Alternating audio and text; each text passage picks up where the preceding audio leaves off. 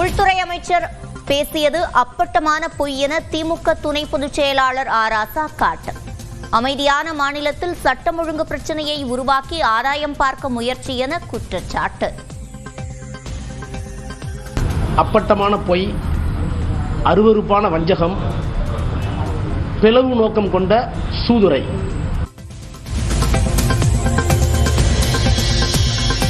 திமுகவுக்கு யாரை பார்த்தும் பயமில்லை என ராசா திட்டவட்டம். பிரதமர் மோடிதான் அச்சப்பட்டு கடந்த தேர்தலில் 5 முறை தமிழ்நாட்டிற்கு வந்ததாக பேட்டி. பிரைம் மினிஸ்டர் 5 தடவை வந்தாரு எம்பி எலெக்ஷனுக்கு, 5 முறை வந்தாரு. ஏன் பயந்தார் தமிழ்நாட்டை பார்த்து? சும்மா மேட்டுப்பாளையம் முனிசிபாலிட்டி, திருப்பூர் முனிசிபாலிட்டி 5 தடவை ஏதாவது பிரைம் மினிஸ்டர் வந்து பார்த்துருக்கீங்க. யாருக்கு பயம்? இதே போதுமே, யாருக்கு பயம்? கல்வி நிதியை மத்திய அரசு வழங்க கோரிய வழக்கை அவசர வழக்காக விசாரிக்க வேண்டும் என தமிழ்நாடு அரசு கோரிக்கை. கோடைக்கால அமர்வில் விசாரிக்க முடியாது என உச்சநீதிமன்றம் மறுப்பு. மேகாலயாவில் ஹனிமூனின் போது கணவரை ஆள் வைத்துக் கொன்றதாக புகார். உத்தரப்பிரதேசத்தில் வைத்து மனைவி கைது. தனியார் பட்டா இடங்களில் வளர்க்கப்படும் யூக்கலிப்டஸ் மரங்களை அகற்ற வனத்துறைக்கு உரிமை இல்லை. உயர்நீதிமன்ற கிளையில் வனத்துறை விளக்கம். வைகாசி விசாகத்தையொட்டி முருகன் கோயில்களில் அலைமோதும் கூட்டம். காவடி எடுத்தும் பால்குடம் சுமந்து வந்தும் நேர்த்திக்கடன் செலுத்தும் பக்தர்கள்.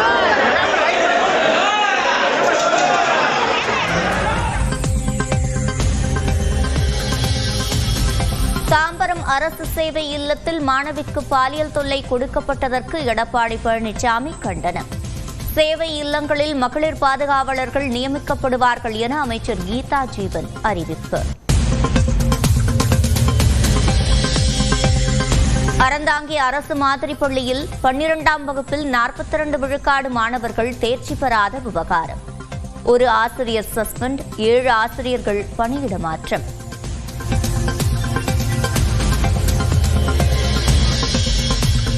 திருப்பூரில் ஆன்லைன் ரம்மியில் 3 லட்சம் ரூபாய் இழந்த பனியன் நிறுவன மேலாளர் வீட்டில் தற்கொலை செய்து கொண்ட பரிதாபம்.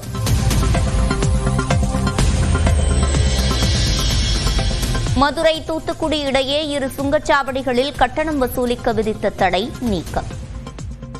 எலியார்பத்தி, புதூர் பாண்டியபுரம் சுங்கச்சாவடிகளில் கட்டணம் வசூலிக்க உச்சநீதிமன்றம் இடைக்கால அனுமதி. தமிழ்நாட்டில் அடுத்த ஆண்டில் ஆட்சி மாற்றம் நடந்தே தீரும். பாமக நிறுவனர் ராமதாஸ் திட்டவட்டம். 2026 மாற்றம் வரும் நினைக்கிறீங்களா? மாற்றம் வந்ததான் தீரும். மாற்றம் வரும், கட்டாயம் வரும். சென்னை பெரம்பூரில் சங்கீதா உணவகத்தில் ஷட்டர் விழுந்து விபத்து, ஊழியர் உயிரிழப்பு.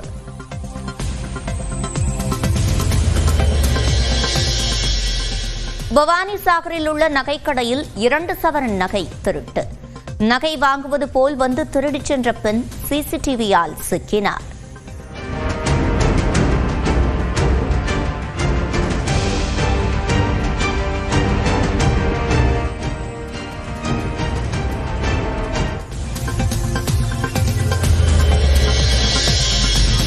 நெல்லை மாவட்டத்தில் கோயில் கொடை விழாவில் மனித தலையுடன் சாமி ஆடியதால் சர்ச்சை.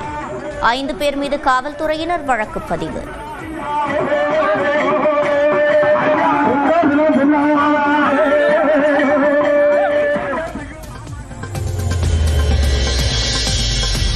மதுரையில் அரசு பேருந்தை முன்கூட்டியே எடுக்க மறுத்த ஓட்டுநர் மீது காலணியால் தாக்குதல். பணிமனை மேலாளரை பணியிடை நீக்கம் செய்து மதுரை போக்குவரத்து கழக மேலாண் இயக்குநர் உத்தரவு.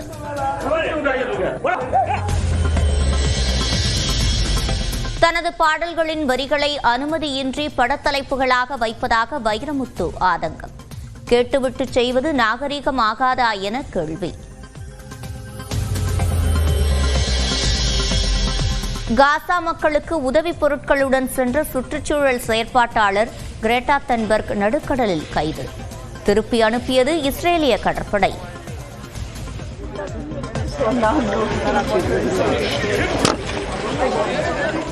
சினிமா டிக்கெட் கட்டணத்தை மிஞ்சி மால்களில் பார்க்கிங் கட்டணம் கடுமையாக உயர்ந்துள்ளது.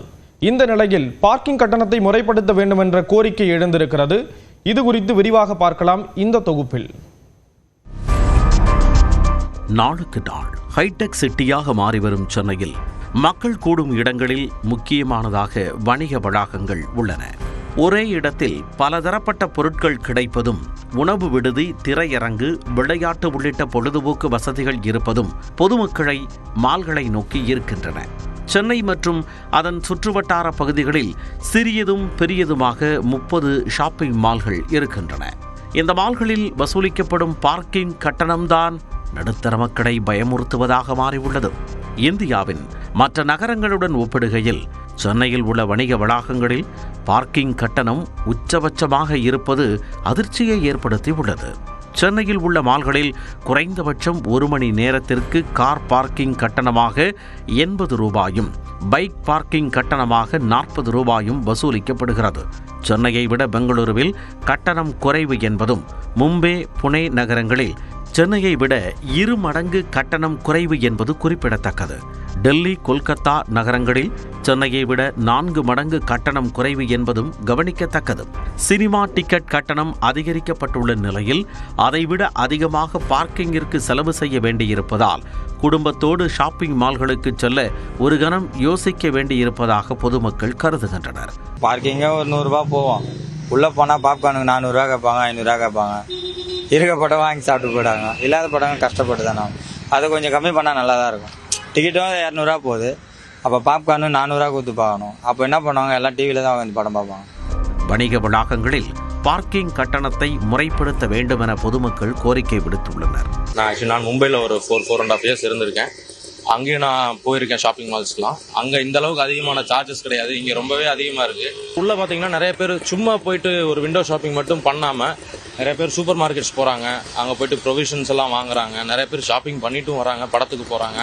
அங்கே உள்ள அந்த கிட்ஸ் ஜோனு, இந்த மாதிரி ஃபன், இந்த என்டர்டெயின்மெண்ட் இதெல்லாம் யூஸ் பண்ணிட்டு வராங்க. மேபி அட்லீஸ்ட் யூஸ் பண்ணுறவங்களுக்காகவாது ஒரு பில் அவங்க காட்டுறாங்க அப்படின்னா அவங்களுக்காகவாது ஏதாவது ஒரு கன்செஷன் கொடுக்கலாம்.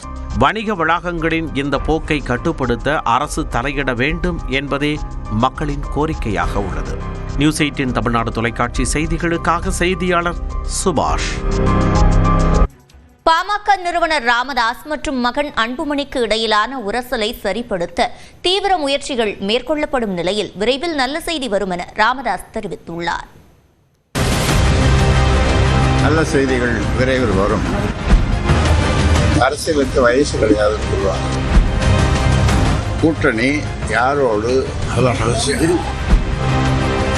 தனது மூத்த சகோதரி காந்திமதியின் மகன் முகுந்தனுக்கு பதவி தந்ததை பற்றி புதுச்சேரியில் நடைபெற்ற பாமக பொதுக்குழு கூட்ட மேடையில் அன்புமணி ராமதாஸ் விமர்சித்த போது கட்சிக்குள் நீர் ஊத்த நெருப்பாக இருந்த மோதல் பகிரங்கமாக வெடித்தது. மகனை கட்சித் தலைவர் பதவியில் இருந்து நீக்குவதாக ராமதாஸ் அறிவிக்க அது முதல் வார்த்தை மோதல்கள் தொடர்ந்து வருகின்றன. தந்தை மகன் இடையேயான மோதலை சமாதானப்படுத்தும் முயற்சியில் கட்சியின் மூத்த நிர்வாகிகள் ஈடுபட்டுள்ள நிலையில் சென்னை அபிராமபுரத்தில் உள்ள இளைய மகள் கவிதா இல்லத்தில் ராமதாஸை முகுந்தனும் அவரது தாயாரும் சந்தித்தனர். பின்னர் செய்தியாளர்களை சந்தித்த ராமதாஸ் முகுந்தனுக்கு மீண்டும் கட்சியில் பொறுப்பு தருவது குறித்து தற்போது எதுவும் தெரிவிக்க முடியாது என்றார். தொடர்ந்து பேசிய அவர், நாட்டை முன்னேற்றுவதற்காக உழைக்கும் பிரதமர் மோடிக்கும் அமித்ஷாவுக்கும் வாழ்த்துக்களை தெரிவித்துக் கொள்வதாக ஒரு கேள்விக்கு பதிலளித்தார். மரியாதைக்குரிய மோடி அவர்கள் எனக்கு நெருங்கிய நண்பர். இப்பொழுது இருக்கிற பிரைம் மினிஸ்டர், ஹோம் மினிஸ்டர் அவர் நான் சந்தித்ததில்லை, ஆனாலும் அவரை பற்றி கேள்விப்பட்டது. அவரும் ஒரு பெரிய இந்தியாவை முன்னுக்கு முதல் நம்பராக உலக அளவில் கொண்டு போகணுன்றது அவரும் ஹோம் மினிஸ்டரும் பிரைம் மினிஸ்டரும் சேர்ந்து செயல்படுகிறார்கள். அதனால் அவர்களுக்கு நம்முடைய நல்வாழ்த்துக்களை தெரிவித்துக் கொள்கிறேன். தொடர்ந்து பேசிய அவர் நல்ல செய்திக்காக காத்திருப்பதாக கூறினார். நல்ல செய்திகள் உங்களுடைய வாழ்த்துக்களோடு விரைவில் வரும். அந்த நாளுக்காக நீங்களும் நானும் காத்திருக்கலாம். விரைவில் வரும். ஆனால் இங்கிருந்து வருமா தோட்டத்திலிருந்து வருமானது தெரியாது. எனக்கும் தெரியாது, உங்களுக்கும் தெரியாது. மேலும் வயது என்பது வெறும் எண்தான் என்றும் அரசியலுக்கு வயது ஒன்றும் தடையில்லை என்றார். அரசியலுக்கு வயசு கிடையாதுன்னு சொல்லுவாங்க. அரசியலுக்கு வயசு கிடையாது. கலைஞர் 94 வயசு வரைக்கும் 95 தெரியல, அவர் வயது கிடையாது. சக்கர நாற்காலியிலே இருந்து முதலமைச்சர் இருந்தார் கலைஞர். அன்புமணி தன்னை சந்தித்த போது என்ன பேசிக்கொண்டோம் என்பது பற்றியெல்லாம் கூற முடியாது என்றும் ராமதாஸ் தெரிவித்தார். சார், முன்னாள் மத்திய அமைச்சர் அன்புமணி ராமதாஸ் வந்து தைலாபுரத்தில் சந்திச்சாரு. அப்ப என்ன பேசுனீங்க சார்? பின்னர் இரவில் செய்தியாளர்களை சந்தித்த ராமதாஸ் தனக்கும் அன்புமணிக்குமான பிரச்சனை விரைவில் சரி செய்யப்படும் என்றார். சரி செய்தால்தான் தேர்தலை சந்திக்க முடியும். முன்னதாக ஆடிட்டர் குருமூர்த்தியை தைலாபுரம் தோட்டத்திலும் சென்னையிலும் சந்தித்ததாக கூறிய ராமதாஸ் கூட்டணி குறித்து இப்போதைக்கு எதுவும் முடிவு செய்ய முடியாது என்றார். கூட்டணி யாரோடு, எப்போது, எப்படி, ஏன், இந்த கேள்விக்கெல்லாம் இப்பொழுது சொல்ல முடியாது. எப்படியும் ஒரு 2 மாதம் 3 மாதத்துல அது தெரிய வரும். தந்தை மகன் இடையே சமரச முயற்சிகள் தீவிரமாகி உள்ள நிலையில் இருதரப்பிலும் சமூக வலைதள பக்கங்களில் இருந்து பதிவுகளை நீக்கி வருகின்றனர்.